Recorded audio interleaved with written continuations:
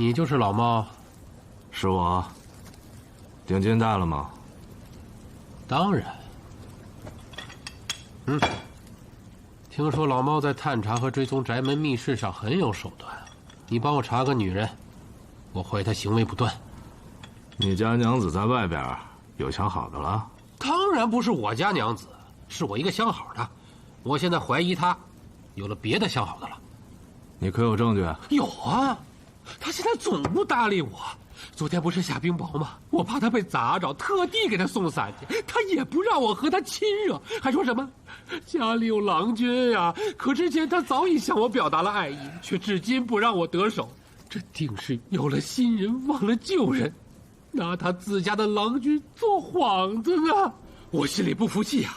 我对她可是掏心掏肺的爱呀，她怎么能对我如此狠心呢？哎，那你是想……我现在要知道他那个新相好的叫什么，住在哪，是干什么的。哎呀，你想知道这些，有何意义啊？当然有意义啊！我要知道究竟是谁从我手里抢走了美人儿。哎呀，兄弟啊，你这个事儿听上去有点复杂。我懂你的意思，你查清楚之后，我再加你2块银锭。不过，我就怕你没这个本事啊。哎，我做事如果没有口碑，那你还会通过掮客找到我？那倒也是啊。行了，说吧，你那相好的叫什么名字啊？不要。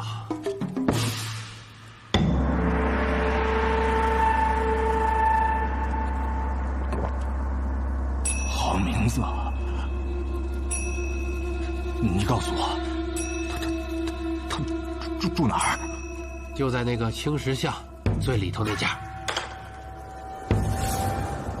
5天啊，就5天，5天之后还是这个时辰，我还在这儿等你。5天够吗？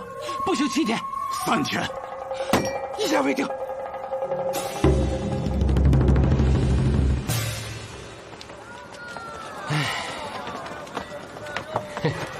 张三啊，哎，钱老板，给我来碗汤。好嘞，多加点肉。哎，好。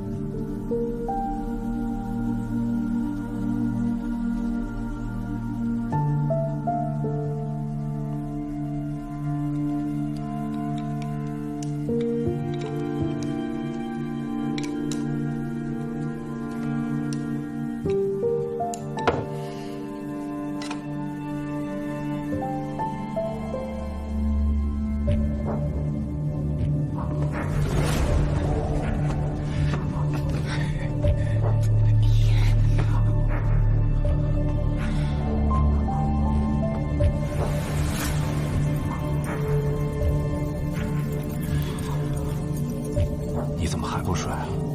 你不也没睡吗？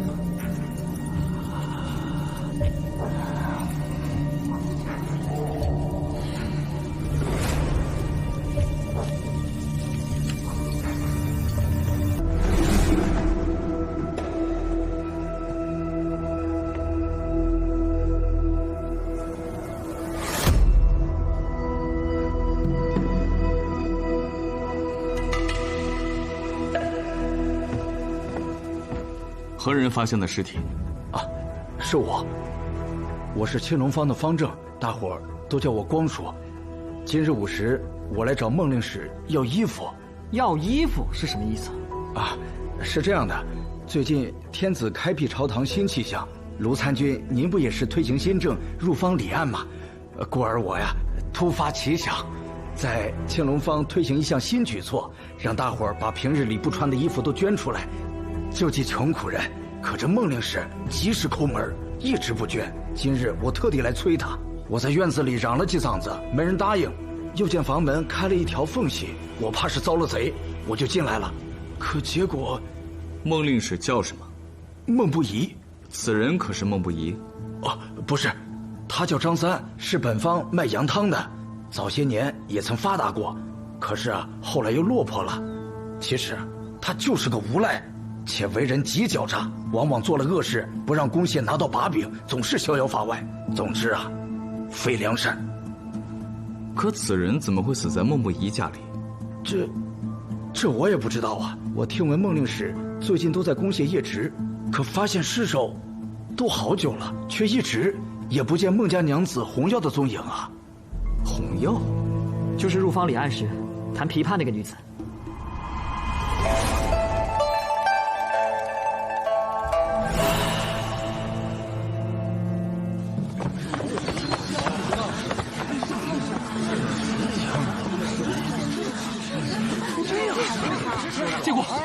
结果，谁死了？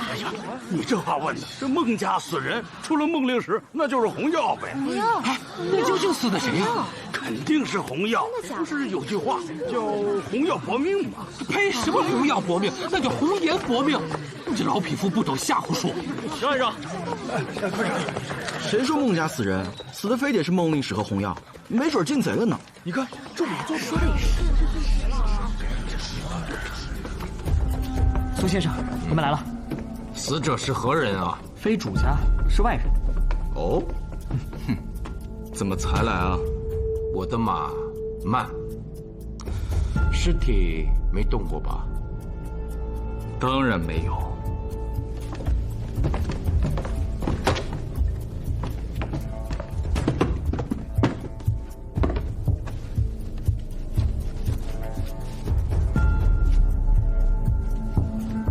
即死者因命丧于昨夜子时，脖梗侧有利刃伤，足以致命。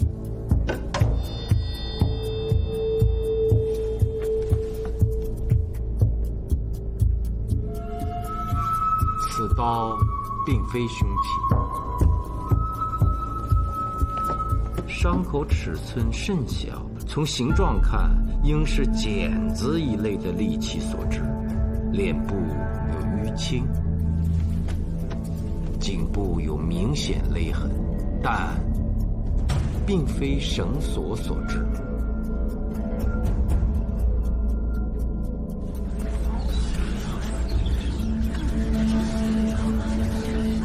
怎么回事？听说里面死人了！你要干什么？怎么了？孟令使，你家出人命了，快进去看看吧！不要！不要！孟令使怎么才回来呀？不要！不要！不要！这，国手，我家红药呢？就是没见着娘子啊！哎，雍州司法参军卢林峰，啊，见过卢参军。孟令使每日夜值，转天何时回家？我通常是沉默4初时分，不过今天我出了公谢，去了趟鬼市。去鬼市做什么？啊，我最近在写一部志怪笔记，因涉及神鬼，恐不利于阳气。但我听说，鬼市所受扬州6合指有驱邪之效，百鬼莫进，故而去寻。那你寻到了吗？没有。哦，那若哪天你寻到了，告诉我一声，从哪儿买，我也得买点。你也写志怪？成书没有？哪个叔父有收啊？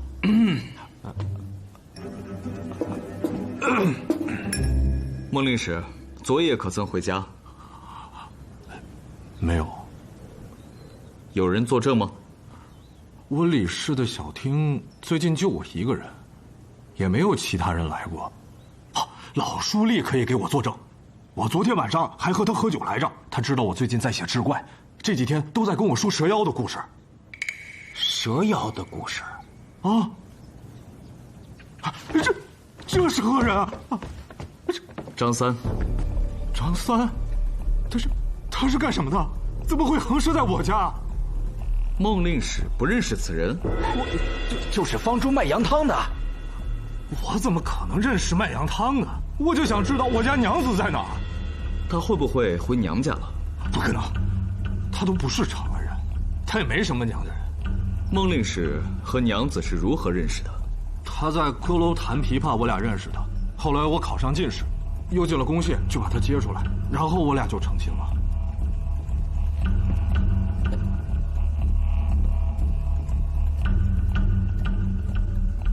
孟令史经常夜直，写志怪笔记，费了不少脑子，不会被白了头发吧？我这头发好着呢，你看一根白头发都没有。那你娘子红药呢？我前几日到青龙坊见过她，不过没有看清楚。他就更不可能了，他那么年轻，那一头秀发，乌黑柔顺啊。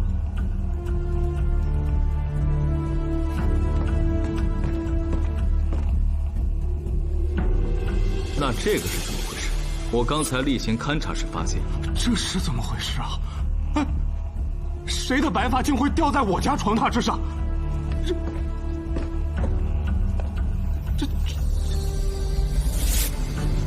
谁说孟家死人死的非得是孟令史和红药？没准进贼了呢。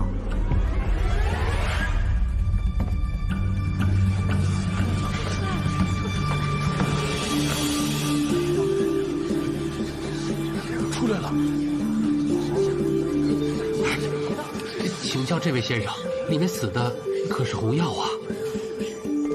你认识孟家娘子？我不认识，只是纯粹的好奇。无可奉告。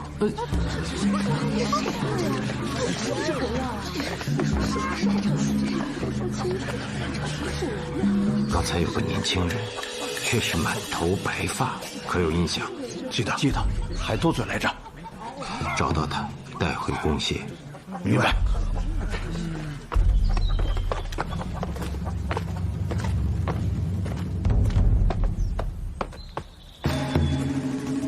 外面有个人，帮我盯着他。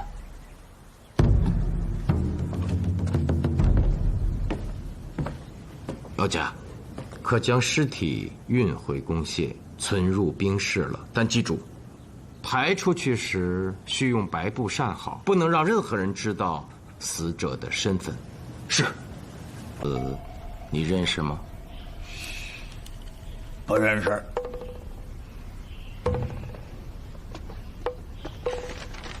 你认识吗？我不认识。哦，今日在孟宅，你是这么问我的？请教这位先生，里面死的可是红药啊？是啊，当时就说了，我根本不认识什么孟家娘子。我可没说这画上的是孟家娘子红药。罗参军，他不老实啊。这好办，交给我。哎呦，不劳女侠动手，我实话实说，实话实说。是，我是认识红药，但是他不是我杀的。虽说我找人在探查他新的相好的，但我并无歹意啊。再说，我怎么舍得他死啊？你找何人探查的红药？老猫，一个探查和追踪宅门密室的高手。老猫？可知其真实姓名？那肯定不知道啊！找他们这样的人做事，规矩我懂，不能问真实姓名的。规矩？这都是什么人定的规矩？有些规矩害死人。这样，趁着喜君在，叫他画出老猫这个人，还有虎神通的雇主。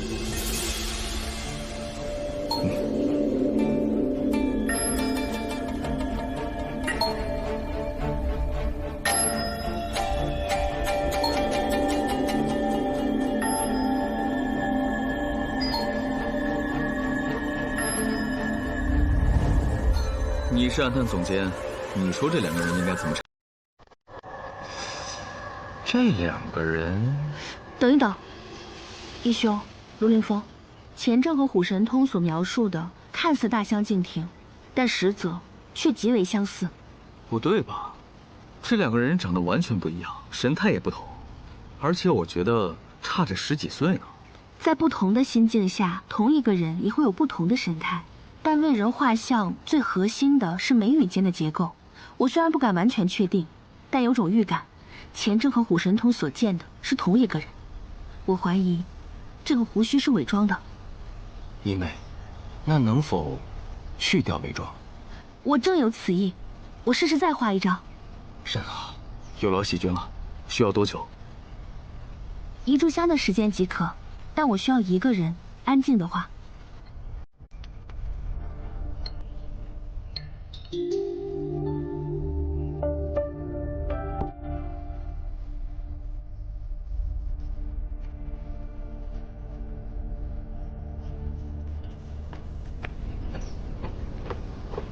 义兄，卢凌风。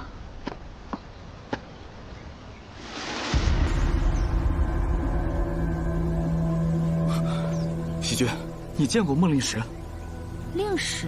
哪儿的令史啊？哎呀，如今苏山殿生意甚好，喜君忙得不可开交，当然没有见过孟不疑。孟不疑，这名字倒是蛮有意思的。卢参军，卢参军，苏先生，小姐，我废物，在鬼市上把孟不疑跟丢了。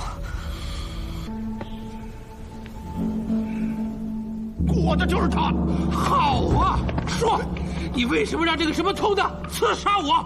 我杀的就是你！你勾引我娘子红药，我不该杀你吗？不是，你怎么知道我和红药的事啊？钱正，你不是请过宅门探子查红药吗？是啊。叫什么？老猫对吧？老猫。你再仔细看看他的这张脸。远点！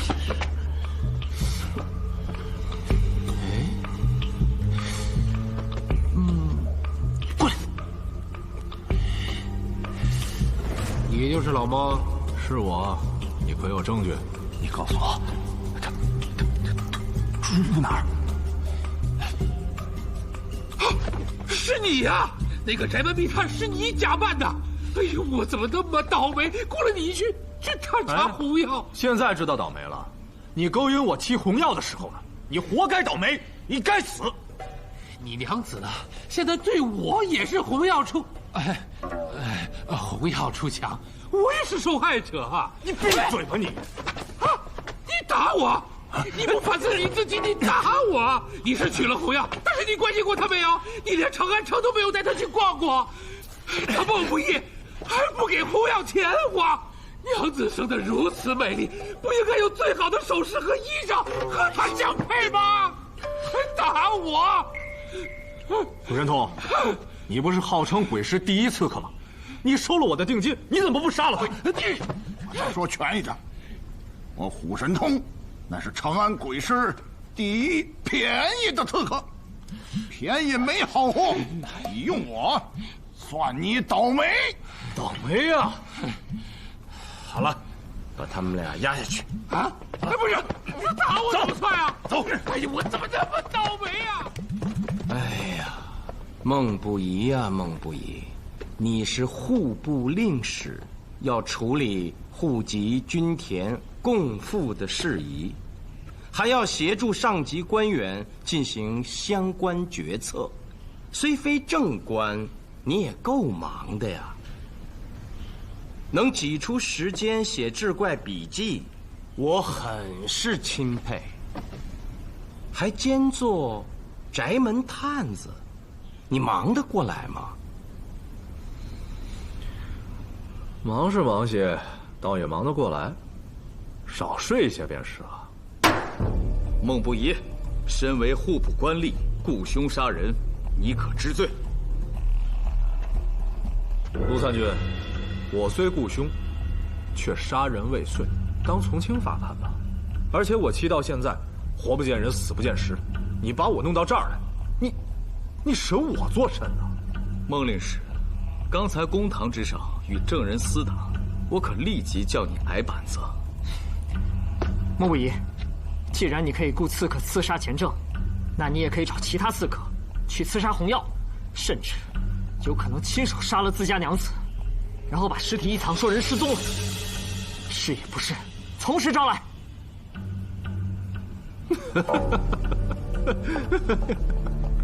轮流放，苏明，二位可是破获过参天楼诡案，石破天惊，成佛寺缉拿魔王，名震长安。难道就这点本事，让一个小娃娃毫无证据的在这公堂之上喋喋不休？这太可笑了！薛系长，多嘴了。请问孟令史，昨夜你在干什么？公谢夜职。可是有寄居郎见你回了家，而且是翻墙而入。没有。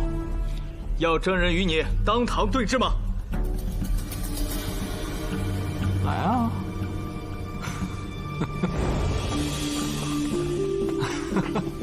哎，你们找来的证人不会就是这个白发小贼吧？我家床榻上的头发是不是也是他的？还什么寄居郎？我看他就是个贼！你们连贼的话都信啊？我不是贼，我真见你跳墙进去了。我离你那么近，你出去的时候是走的门，你还夹着一摞纸。你住口！我昨日就在户部夜职，根本就没有离开过公谢。老书吏可以给我作证，我孟不疑虽只是户部小吏，但我起码是正人君子吧？你们不信我的话，却要信这个白发小贼的吗？他完全是血口喷人！陆参军，你们雍州府还能不能做点正事？我娘子到现在已经失踪多时，你们要是不去找她，行，我自己去找。站住！薛系长，我说的是真的，昨夜我真见到他了。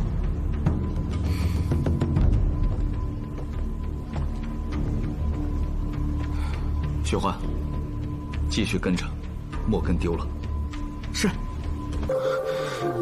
主人，洪耀失踪，是您所为。真离不开那个女人啊！你忘了7年前是我不让你跟她天天腻在一起，按着你的脑袋临阵苦读才考中了进士，否则现在还是岭南山里的一坨牛屎。就算我娶了洪耀，也不会影响我是您的仕途之路。闭嘴！想什么女人？你现在给我老老实实的种天麻，这是当今天子最大的喜好，而你已经足够幸运了。一个8品官，准你穿飞袍，被视同5品，比你上头的太医令还要高。这些都是我运筹帷幄的结果。你不对我感激涕零，还来质问我？主人，求您了，洪耀不会耽误我仕途的，我一定尽心竭力，争取当上太常寺卿。那怎么行？我要让你一步一步的往上爬，给我染指宰相。到那个时候，我这个没资格考取功名的药材商人，就可以做长安的幕后之王了。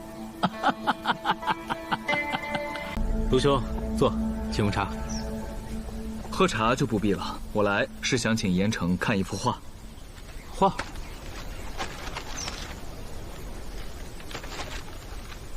这谁画的我呀？是我画的。可我与姑娘素未谋面啊。是没有见过严城，但是有人见过。我是根据那人的描绘所画。谁？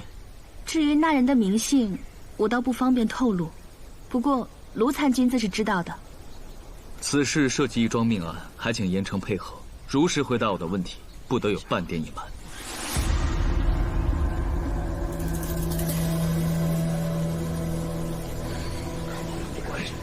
如果在这儿严城有所顾忌，可随我回雍州府。只是在此之前，许你的人配合我的人，将药园及盐城的住所仔细搜查一遍。见过盐城。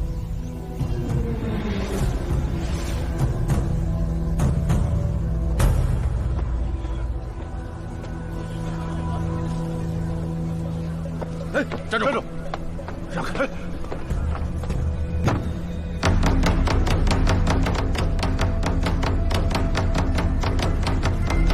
何人击鼓？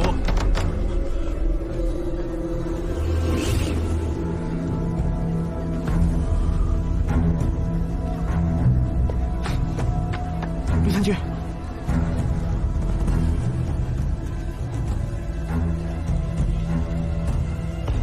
我承认，我昨夜回过家。哦，可雍州府已有人去过户部，老书吏可以作证，说你通宵夜直并未离开过。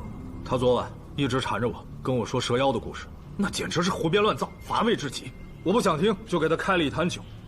那老书吏不胜酒力，喝了2碗，就倒下了，一睡就是2、3个时辰。我就趁这个时候回了趟家，因为我写的志怪笔记需要大量的纸张，用户部的不太合适。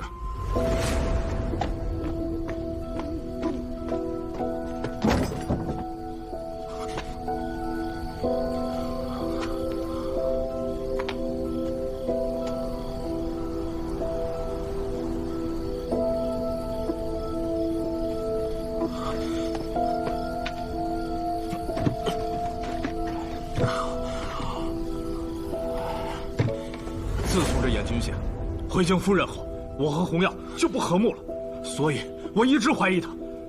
我进院后，看见屋里亮着蜡，我就上前使劲敲门，我就想吓他们一下。洪耀，开门！谁呀？我，快开门！来了来了。今晚不是夜值吗？怎么这么快就回来了？哎，你看什么？你回来捉奸的吗？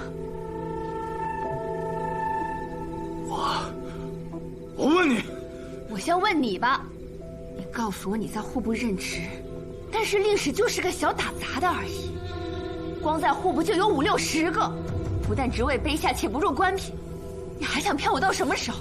谁骗你了？令史虽小，但职责颇重，那也是9品。得了吧，留外品阶跟留内正官能一样吗？至于令史位上7年，但凡以我为念，你就不会天天去写那些志怪而不思进取。你把我休了吧！你说什么？把我休了！休了你，你好和燕军县破镜重圆，没门儿！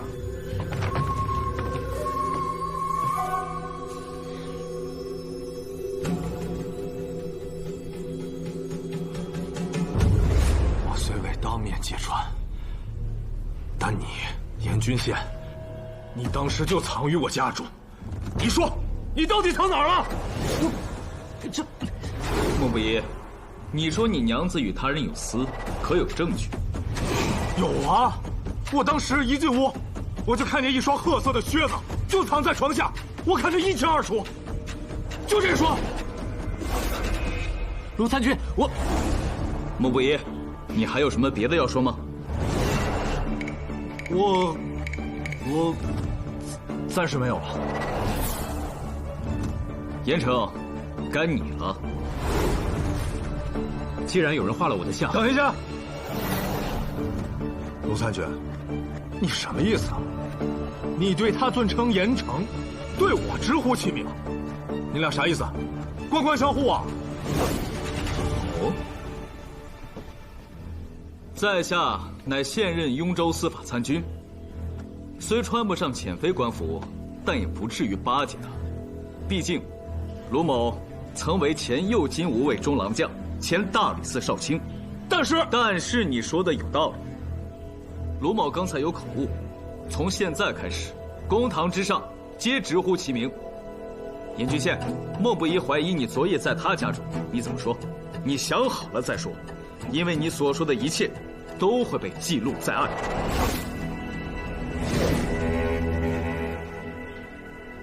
既然画了我的像，那就有人看见我出入孟宅了。再说，我又没做什么见不得人的事儿，有什么不好承认的？好你个严俊宪！你趁我也知，撕毁我娘子，我去死你！为了弘扬又如何？本来就是我的。公堂之上。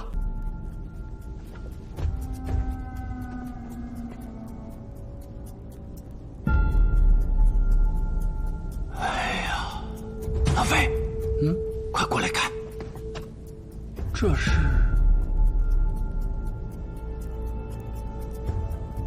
蛇鳞。蛇鳞，那张三应是先被蛇绕了脖梗，之后才被剪刀捅刺，还是紫色的。恩师狄公传我验尸之术时，曾专门教我辨别天下毛羽、裸鳞介等各种动物。不过，到底有没有紫色的蛇，我这一时还真有点含糊。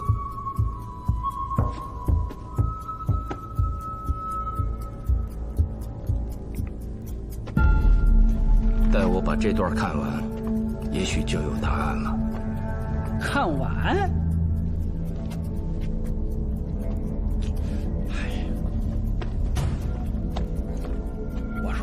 咱看志怪能不能换个地方？这儿阴气这么重，你不觉得瘆得慌？洪耀出身琵琶女，久在歌楼，那性子朗然，爱热闹；而我则是个漠然之人，故他嫁我没2年，我们就开始拌嘴。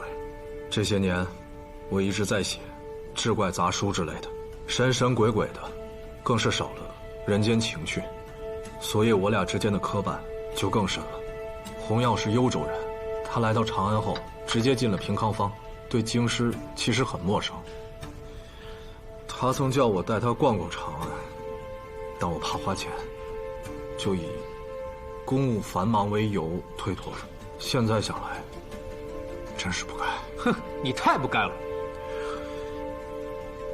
有一阵子，我俩一吵架，他就去坊间的小广场给跳舞的人们弹琵琶伴奏，时间长了变成了习惯。对此，我很是担心。虽然跳舞的以女子居多，但围观的多是男子啊，所以我经常梦到他，故而心神不宁，都睡不着觉。哼，你是因为怀疑洪耀才睡眠不好，早知道我才不给你开什么方子。哎，知道事情原委，禁止互相诋毁。那我怀疑的有错吗？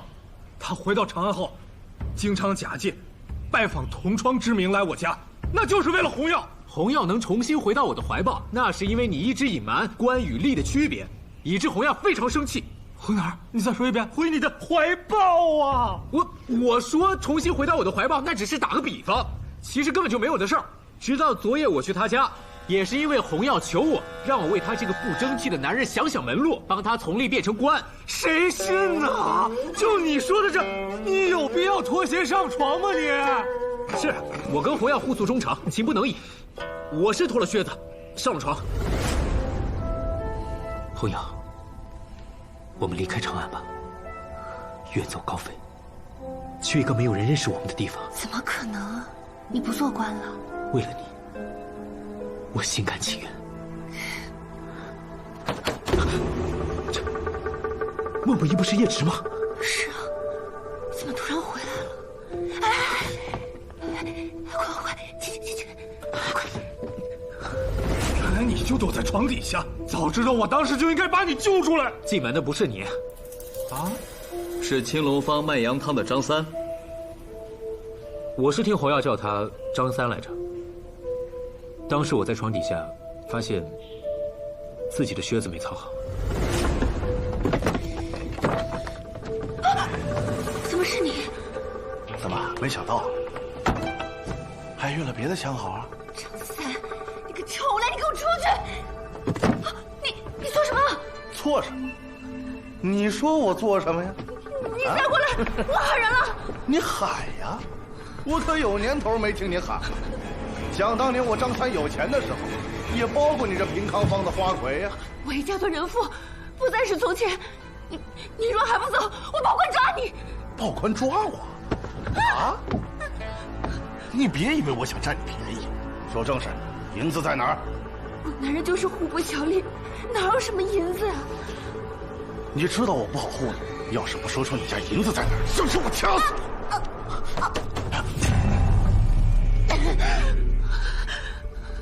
你！你男人不是在宫县业职吗？我是花4日的，男人自然不放心，每晚定时回来看我，要不然我怎么会给你开门？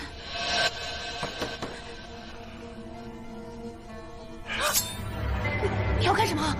不可！我男人是户部令史，你若杀了他，你人头也不保，就没法再逍遥法外了。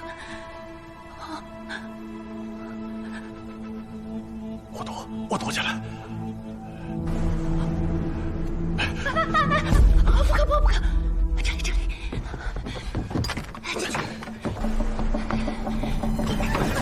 别多嘴，否则我把你们俩都宰了。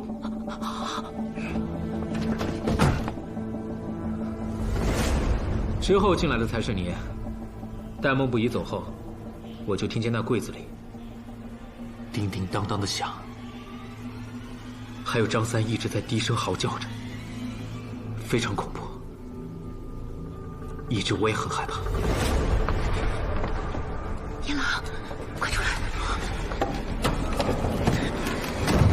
先。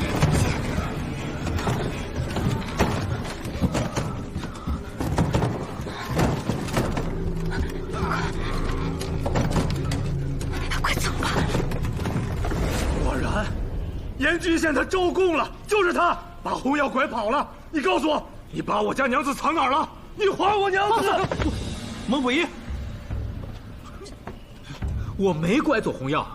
昨夜，他送我到青龙坊的小广场，让我先走，然后他就回去了。之后你再也没有见过红药？没有，我严郡县可是朝廷正官，这么丢人的事儿我都承认了，还有什么好隐瞒的？我初步推断啊，有一条紫色的蛇，在那个衣柜里袭击了张三，缠其脖颈，致其失去意识，并跌出衣柜。故张三所持利刃上面没有血迹，只是掉在了自己身旁。义兄神了，正与严君县的供词对上了。我是听红药叫他张三来着。根据严君县所述，张三在柜中仿佛正是与一条蛇搏斗啊。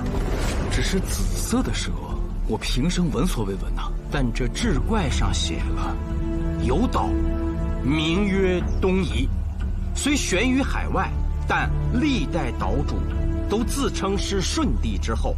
岛上特产奇石怪树，上面还有很多种动物。岛上的人多断发纹身，精通诡异之术。开唐之初，武德年间，东夷岛主跋涉数月来到长安，却觉得没有受到鸿胪寺的礼遇，就怀恨在心，将所带之特产全都倒进了曲江。这里面就有极为珍贵的药材1品子。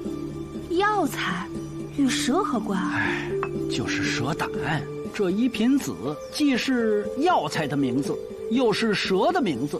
之所以价值连城，是因为此蛇胆必须活取，能解毒去疮自不必说，最关键的是，据说它还能让人起死回生呢。所以他们倒进曲江的都是活蛇啊？对呀。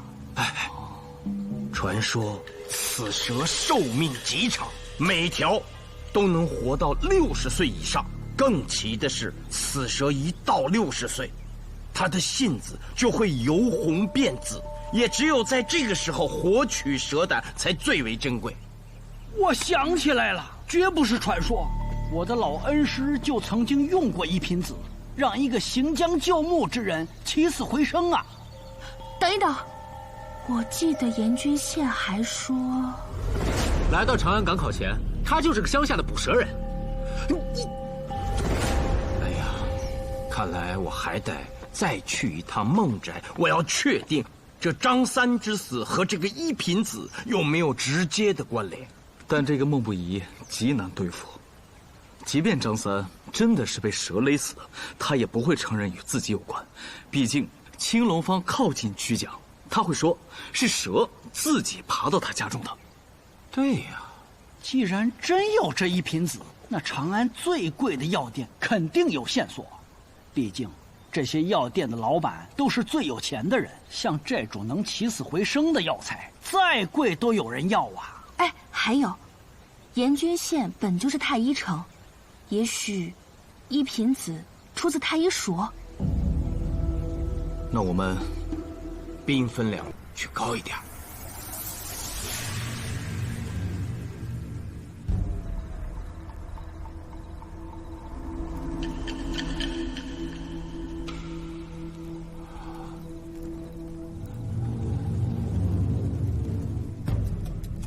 这是蛇林，上次勘察竟未发现。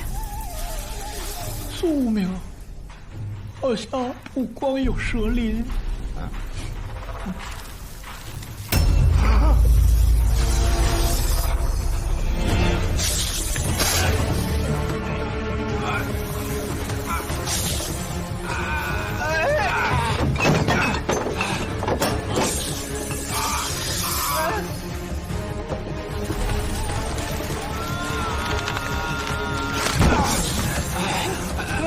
不要慌，此蛇无毒，也不咬人，就喜欢缠绕。你千万不要跟它较劲，越较劲缠得越紧的。老飞，救我！此蛇定怕艾草。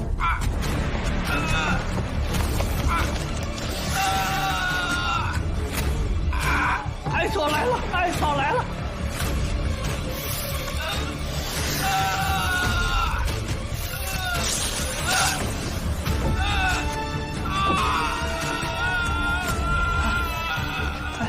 这蛇是怕艾草，可越熏它越烦躁。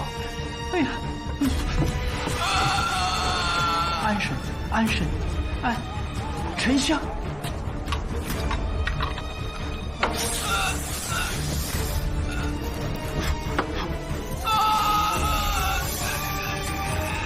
艾草浓烈，与之相反的是温和的沉香。此蛇定喜沉香。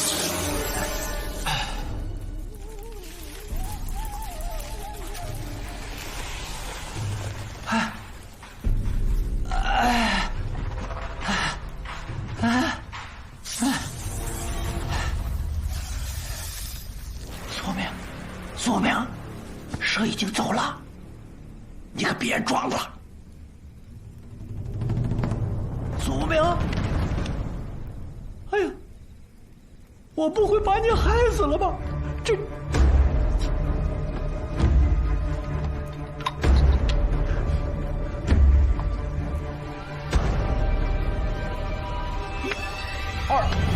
3，不会呀，在下必行啊！哎呀，我可怎么跟樱桃交代呀？这个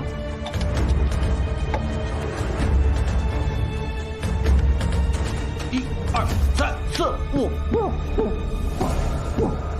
哎呦，行了，行了，哎呦，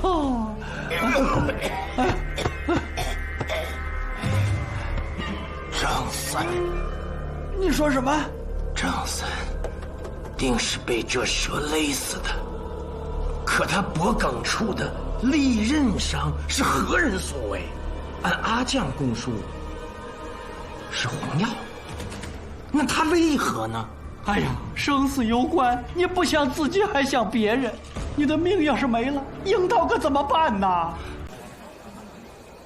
二位买蛇胆呢？我们这儿最全了，要什么品相呢？一品子。啊，一品子啊，您确定？嗯，那得看你们带够钱了没有。开价吧。10万钱。但我们得先看看货。看货？嘿，这你就不懂行了吧？啊，想要一品子啊，得等。不会是没有，根本就是在骗人吧？绝不骗人啊！您先留下3万钱当定金，如果没有一品子，原数奉还。你可知那一品子是活蛇取的？原先不知道，也是这2天刚知道的。嘿嘿嘿。可是有人来卖过，何人？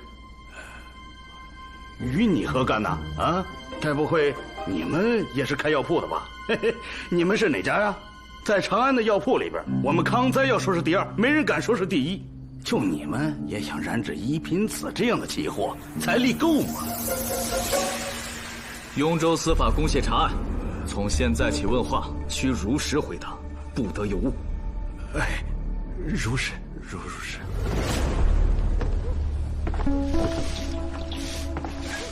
哎，客官，本店已经关门了，买药明天再说。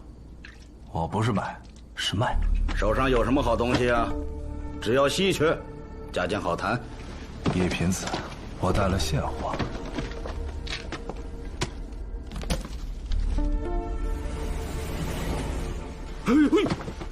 蛇，你，我们康哉药铺的蛇胆是长安最有名的，你取蛇胆来不就得了？你还带条蛇过来，要死人怎么办呢？卖金须向10金价，看来你不懂，就算了吧。哎，等等，我是不懂，但是有懂的呀。你若真想买啊，明天再来。那天我连夜请教了3位名医，有2位都说出来是一品子，我这才知道是奇蛇，而且要在活蛇身上取胆，药效奇特，能起死回生。第2天，哎呦，来了！哎呀，这个药1天3次，你回去按时吃。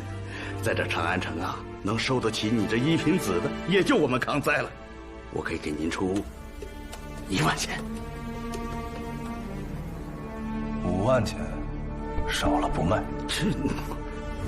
他呀，药价太贵，我讨价还价用了1个时辰。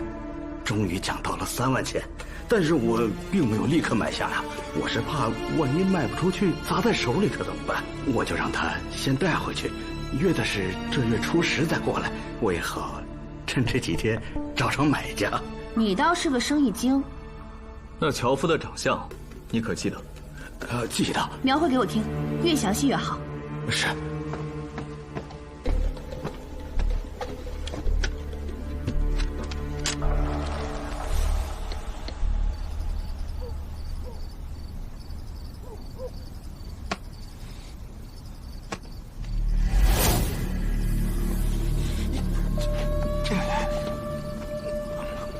吃多了，走吧，也没什么好赚。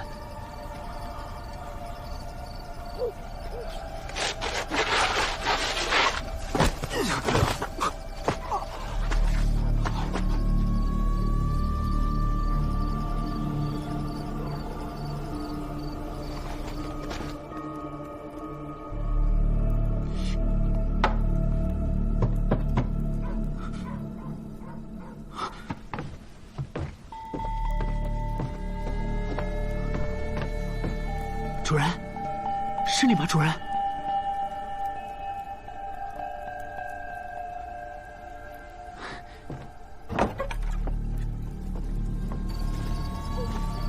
红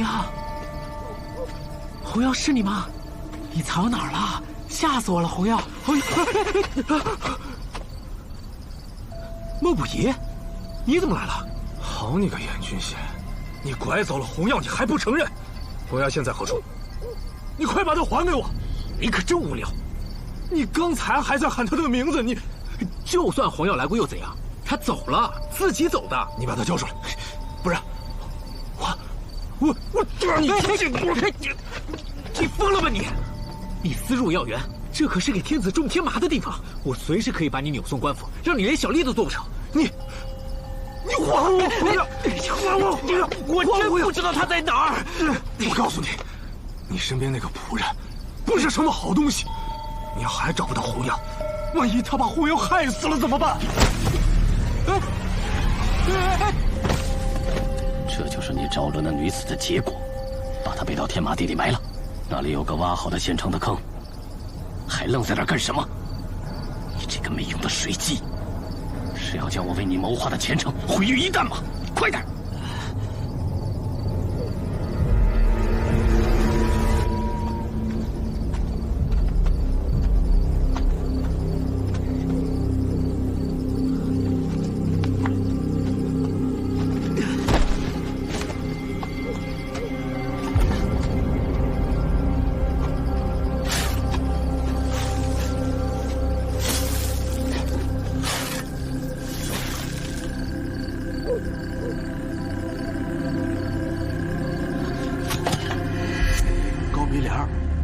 见地儿呢，脸很白。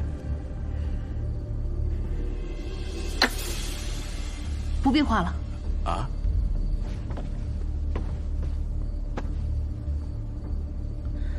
是孟不疑。 5万钱，少。他怎么办？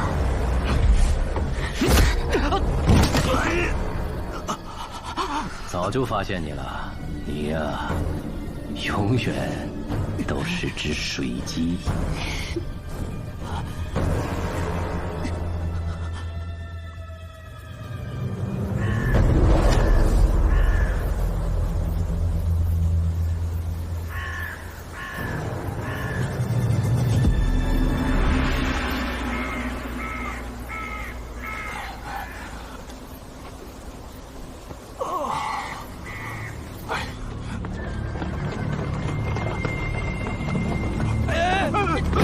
小心点啊！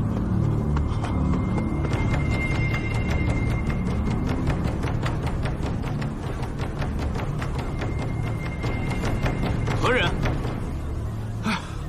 孟不疑，为何2次击鼓？我知道红药的下落了，你们快去救他！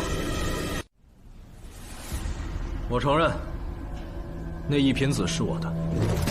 2个月前，在太医署药园。 这些草药你也不用去外面买，待会儿让药园生帮你配好。哎呀，这多不好意思。客气什么？咱们是同窗嘛，这点情谊还是该有的。店长，店长，不好了，那条蛇跑了。蛇？哪条蛇？就是殿中省送过来那条紫色的蛇。哦，想起来了，怪吓人的，丢就丢了。他自己跑的，我们也没有责任。做好记录，免得日后麻烦。 好的，好的。我一听到紫色的蛇，就知道是一品子。那药园外就是曲江，我想那蛇一定是爬出了药园。我就趁夜带着艾草去熏，费了我3、4个晚上的功夫吧，我就把它熏出来了。只是那蛇信子上是红色的，故儿还不到60岁，还不能取蛇胆。我就在想，我若要取到那极珍贵的蛇胆， 还不知道要养它到什么时候，没想到前些日子，它竟然变了，变成紫色的信子了。有药铺的老板听闻，就愿意花3万钱买，就是尚未交货。是西市的康灾药铺，你怎么知道的？若想人不知，除非己莫为。卢参军已经查到并画出了你樵夫打扮的人像。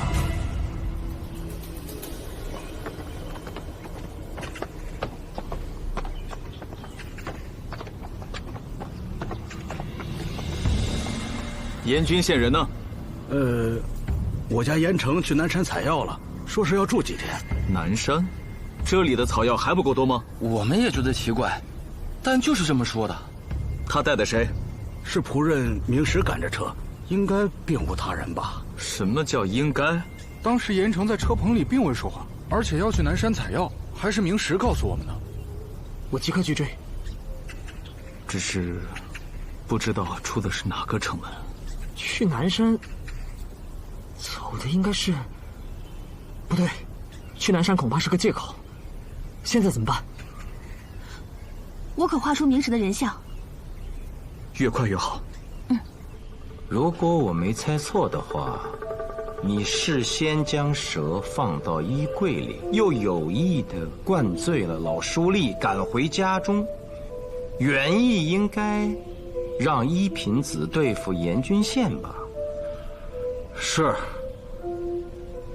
红药曾被严君宪抛弃过，后又为其轻生，虽现已嫁我为妻，但那严君宪回到长安后，他就勾引有夫之妇，这口气我能咽得下啊？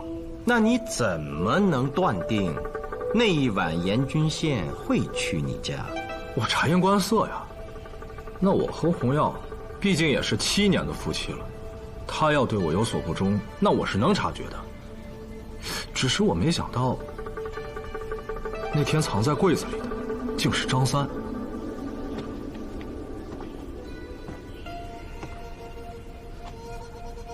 事已至此，你应把所知道的毫无保留的全都告诉我。我都说了呀。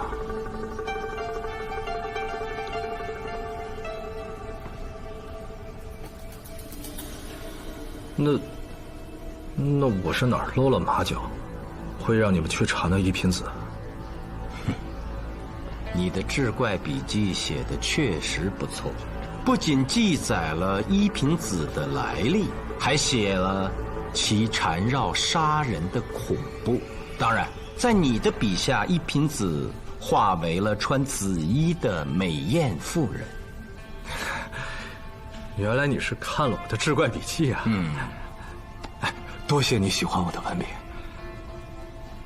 那你有没有注意到，我那书中其实还写了一个极坏的仆人，就是那严君宪身边那个叫明石的所谓的仆人，他才是大奸大恶之人呢。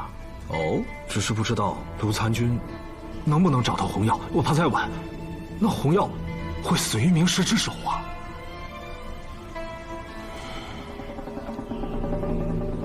如果我的预感没错，你仍有隐瞒。你到底在隐瞒什么呀？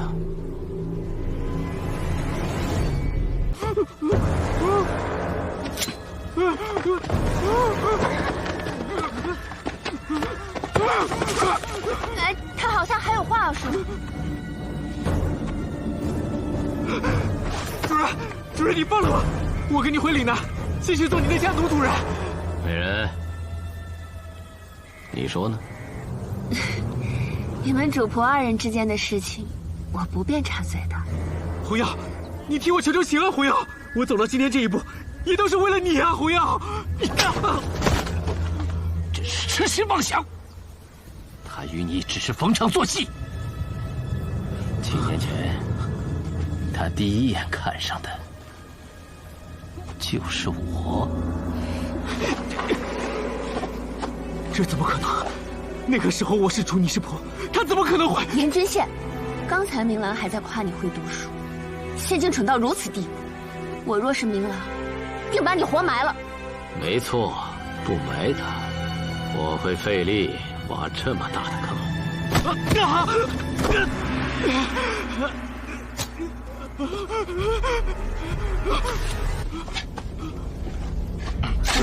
主人不要埋我！主人不要埋我！主人，红药，你替我求求情啊！红药，主人，你看在我跟随你多年的份上，你饶了我吧，主人，我错了，主人。要不饶了他？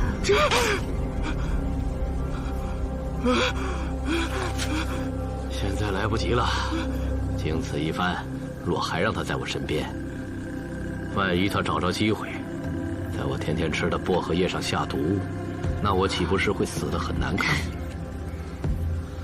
水姬，你本来连个姓都没有，是我给你起名叫严君宪，可你不听话呀，还想杀我。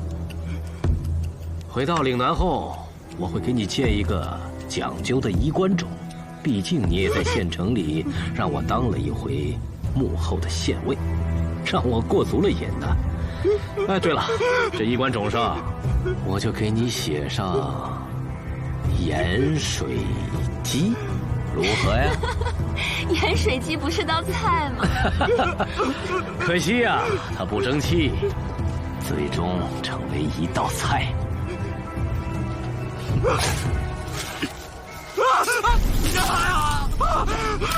主人，不要埋我，主人！红药，替我求求情啊，红药！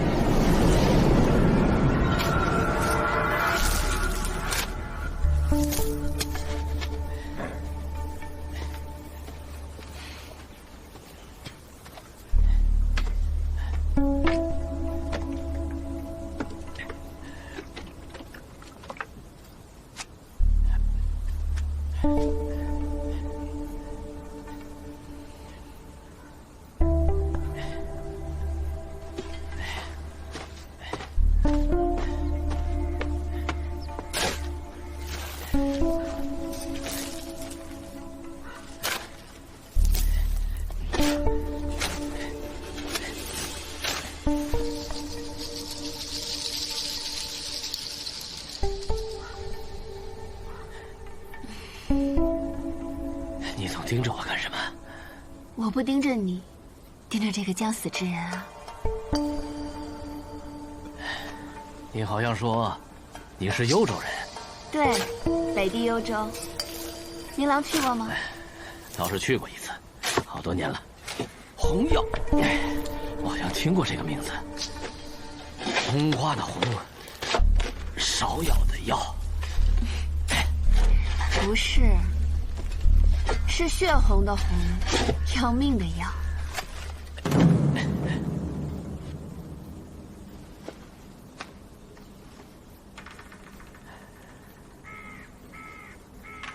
你可真会开玩笑啊！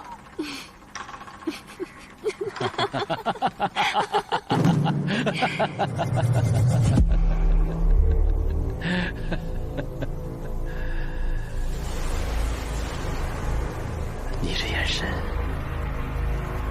我好像见过。19年前，那时我7岁。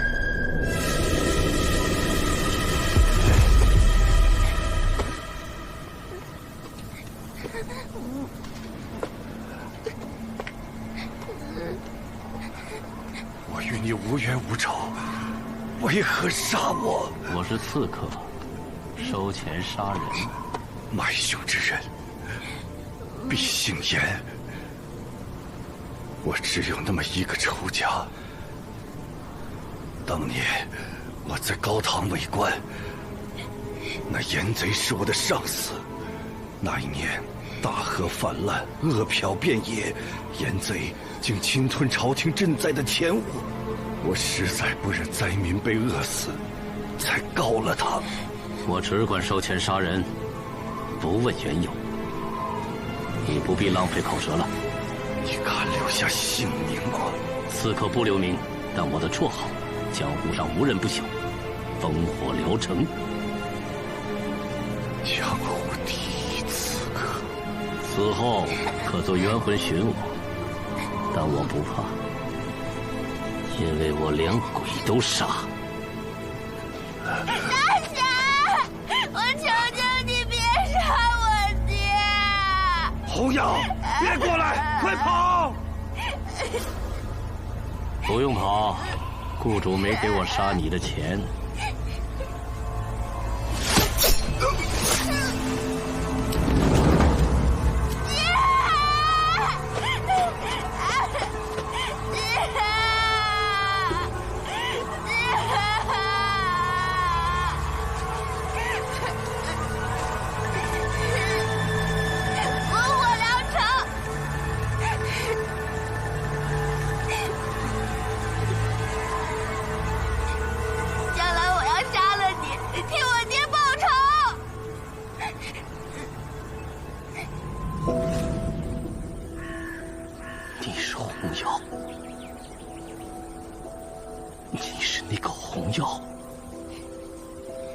幽州风雪之夜的红药。那时的我是一个不起眼的小女孩。你这天下第一刺客，果真没有记住我的名字。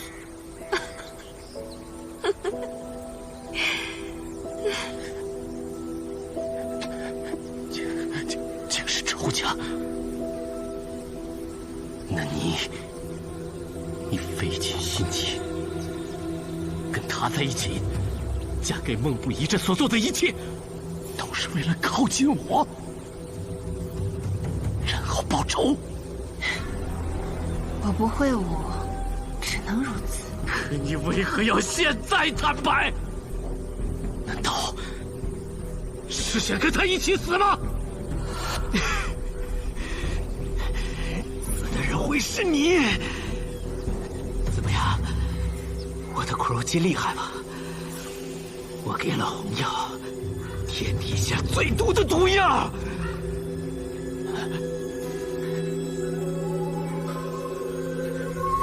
我刚才看到那边有野薄荷，我去给你摘过来。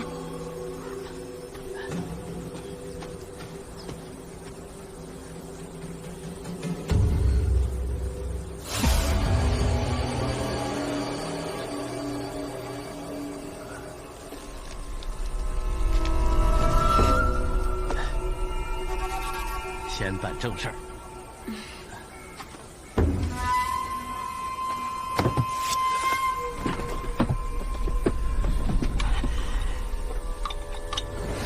你平时太多疑了，我给你洗的薄荷叶，你都要自己重新再冲洗一遍，不如此，我们怎么有机会杀了你？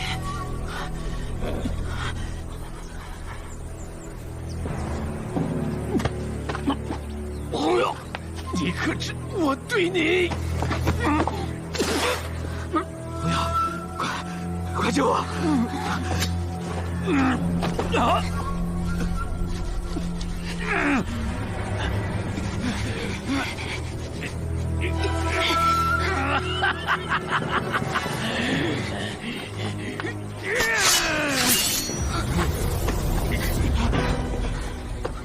想毒死我！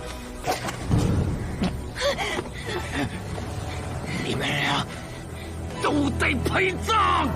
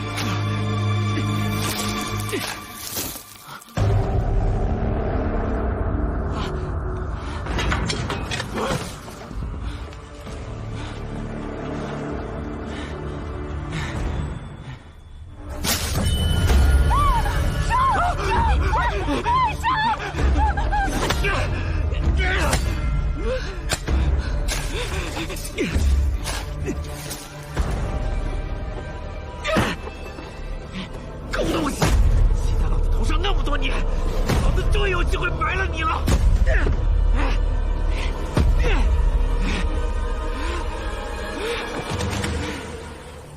侯瑶，该如何感谢我呀？那日在我家，你若不是提前吐露心声，死的就不是张三，而是你了。侯瑶，我们离开长安吧。我愿意随你回老家，幽州对吧？再苦再寒我都不怕。你不做官了？不做了，那本来也不是我的官。此话何意啊？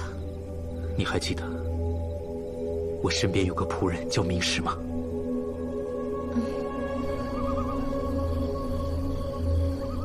这些年，我一直做他的木偶、傀儡，无时无刻不被他控制。与其说是在做官，倒不如说是在受难。我生不如死。莫不亦不是在夜职吗？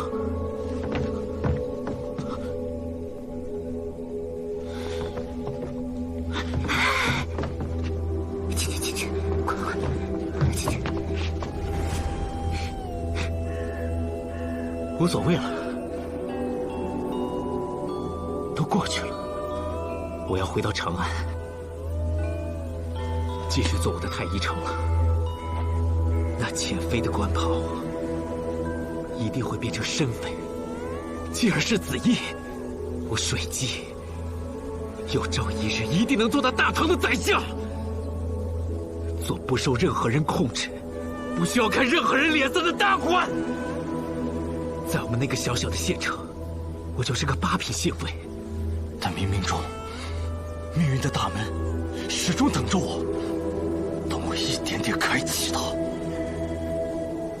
那种感觉太美妙了。那我呢？当年为什么要嫁给穆不疑？我不嫁孟不疑，我如何等到你回来？你若不嫁，我此回长安，定能把你从平康坊赎出来。才子佳人，再续前缘多好。现在说这些有何用？我问你，此刻如何待我？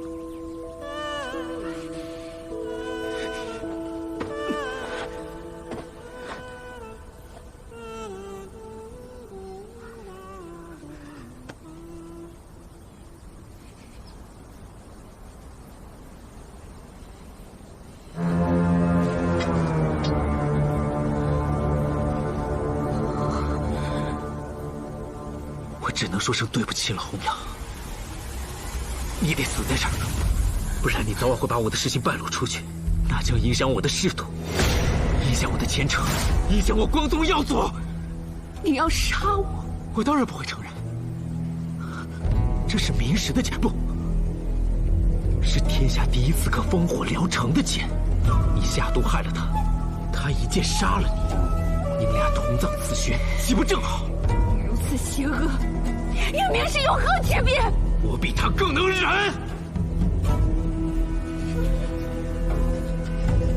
我出身卑微，若不忍，哪有今天？童瑶，你以为我恭维了你，放弃我大好的前程？其实我对你不过就是逢场作戏。当年我要不假装与你缠绵，他早就能够看出我的野心。那我如何还能够活到今日？